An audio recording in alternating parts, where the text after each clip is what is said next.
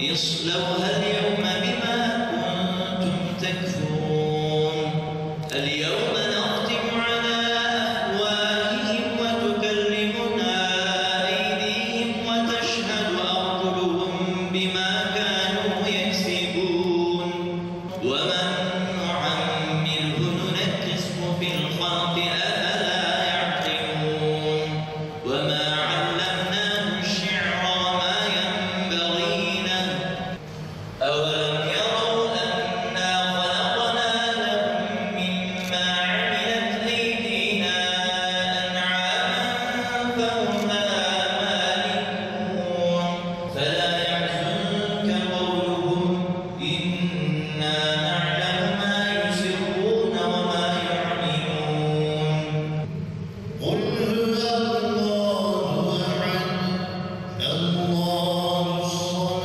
الله أكبر الله أكبر لا إله إلا الله هو الله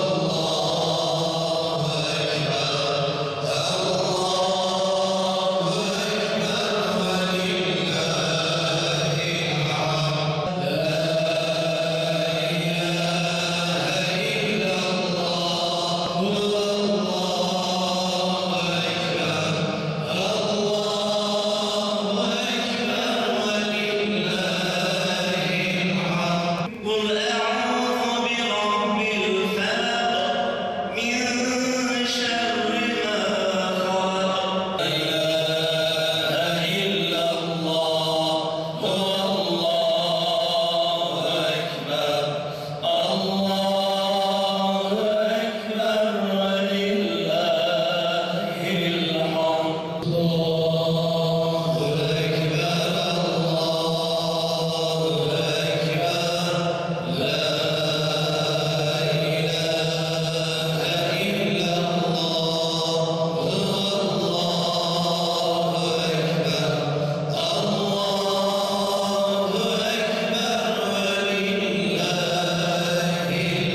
أكبر والذين يؤمنون بما أنزل إليك وما أنزل من قبلك وأولئك هم المفلحون.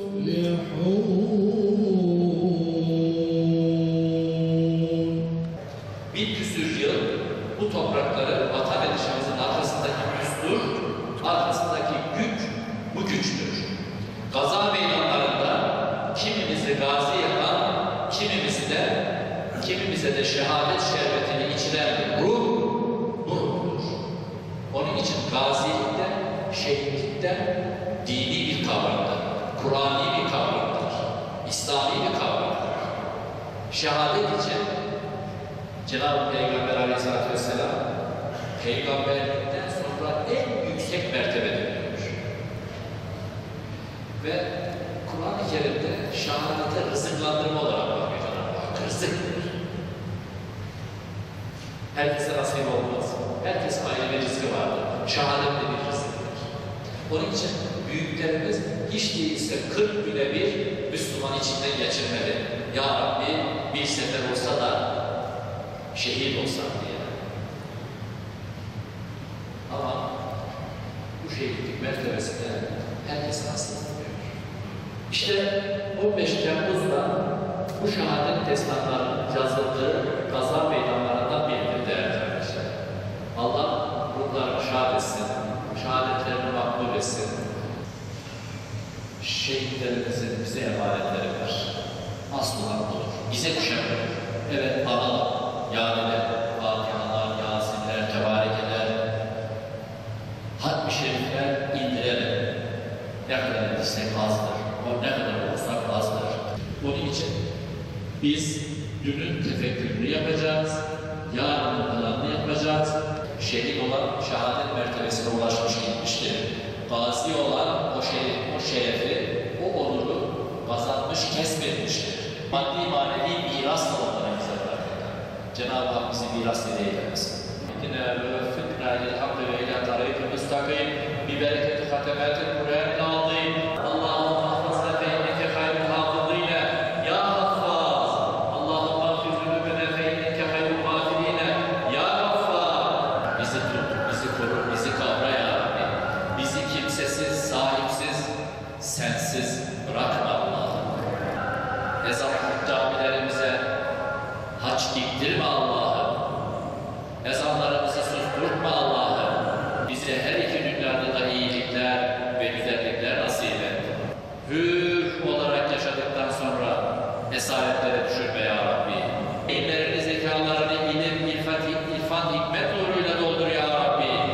Ya Rabbi dertlerimiz var, dertlerimize deva. Hastalarımıza şifalar ihsan eyle. Sana kul, büyük Resulü Hazreti Muhammed Mustafa'ya ümmet olmakla yaşayıp bu iman ile, bu ikrar ile emanetini sana teslim etmeyi nasip et ya Rabbi. Allahu Ekber.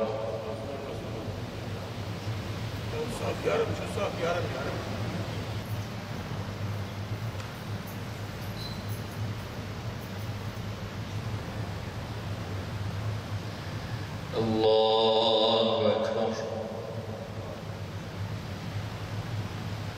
Semi'allahu limen hamida.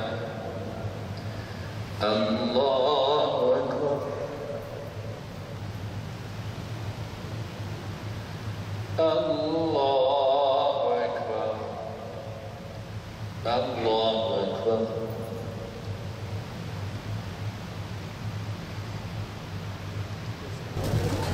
Dayım kaşık almadı lan.